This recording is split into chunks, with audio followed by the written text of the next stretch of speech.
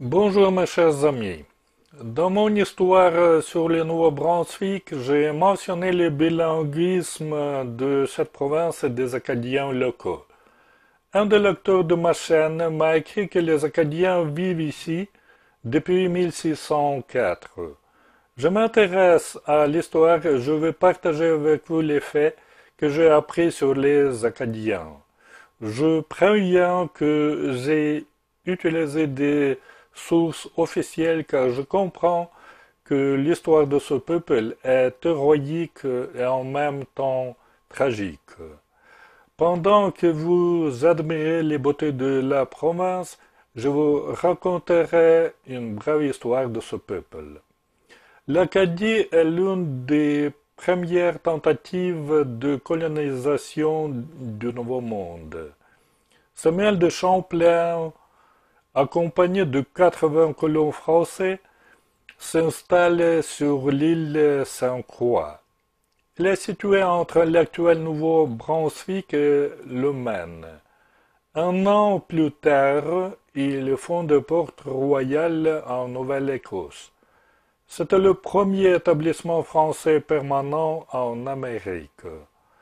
Des familles venues de Poitou et d'Anjou, de pêcheurs basques, bretons et même quelques Écossais s'installent ensuite non loin de là, autour de la baie de Fundy.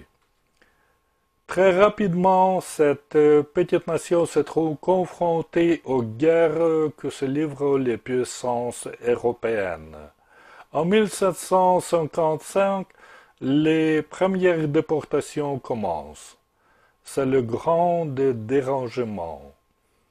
L'Acadie est rayée des cartes géographiques et ses habitants sont déportés dans plusieurs colonies britanniques d'Amérique du Nord. Pourtant, ils s'accrochent à leur identité, à leur histoire et, ce faisant, continuent de faire grandir l'Acadie.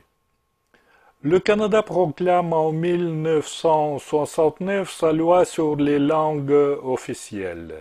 Ce donne aux Acadiens, partout dans la région atlantique, un levier pour obtenir des institutions postsecondaires, créer leurs propres associations, organismes de revendication et de développement. L'Acadie est aujourd'hui une société moderne et diverse. Elle compte aujourd'hui plus de 300 000 Acadiens et Acadiennes, fiers et forts de leurs origines. Les Acadiens élisent Notre-Dame de l'Assomption comme patronne de la collectivité acadienne. Il n'est pas étonnant que le peuple acadien se place ainsi sous la protection de la Vierge, car la France a été consacrée à Marie sous le règne de Louis XIII, à l'époque même de la fondation de l'Acadie. Je veux aussi raconter sur les personnages fictifs d'Évangeline. Elle est la plus connue des héroïnes acadiennes que la littérature ait produite.